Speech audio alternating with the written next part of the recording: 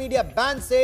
लगातार हालात बिगड़ते जा रहे हैं और काठमांडू में राष्ट्रीय सुरक्षा परिषद की बैठक बुलाई गई थी जो इस समय चल रही है, जिसमें प्रधानमंत्री, वित्त मंत्री, गृह मंत्री, पाकिस्तान, नेपाल के वो इसमें शामिल हैं, PM, finance minister, home minister और चीफ सेक्रेटरी, आर्मी चीफ भी इस बैठक में मौजूद हैं। प्रणय, स्थिति बेहद गंभीर इस समय काठमांडू और काठमांडू के आसपास के इलाकों में।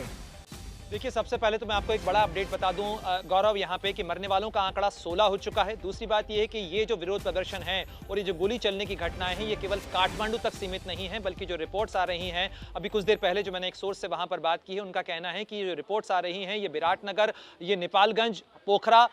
समेत कई शहरों से इस तरीके की रिपोर्ट सामने आ रही हैं कि जो बड़ा प्रोटेस्ट है, ये वाइड स्प्रेड प्रोटेस्ट हो गया है, ये पूरे देश के अंदर प्रोटेस्ट हो रहा है। और साथ ही नेपाल सरकार की तरफ से अभी तक बयान नहीं आया है, केवल बैठकों की बात आ रही है। ये बैठक कहां चल रही है और उस बैठक के बाद क्या होगा, ये तो हमें बाद में पता चलेगा। लेकिन बड़ा सवाल यहां पे खड़ा होता है कि इतने घंटे से ये प्रोटेस्ट चल रहा है नेपाल के अंदर, नेपाल सरकार की तरफ से अभी तक न तो सिचुएशन को नियंत्रित करने के लिए कोई बयान सामने आया है, न जनता को आश्वासन देने के लिए किसी तरीके की चीज कोई की जा रही है। सेना और सरकार और जनता के बीच में, या सुरक्षा कर्मियों और जनता के बीच में जो टकराव हो रहा है, गोली की जो घटनाएं हो रही हैं, आपने जिस तरीके से बताया कि जो वीवीआईपी हैं उनकी सुरक्षा के लिए इंतजाम किए गए हैं, लेकिन जनता और खासतौर पर जो प्रदर्शनकारी हैं वो संसद परिसर के अंदर दाखिल होते हैं, वहां पर तोड़फोड़ हो रही है, कई जगह पर आगजनी की घटनाओं की रिपोर्ट सामने आ रही हैं। अभी तक आधिकारिक तौर पर स्थिति क्या है, सरकार क्या कह रही है, क्या एक्सप्लेनेशन है, इन चीजों को लेकर कोई भी आधिकारिक बयान अभी तक नहीं दिया जाना, यह अपने आप में बड़ी चिंता का विषय समझ में आता है।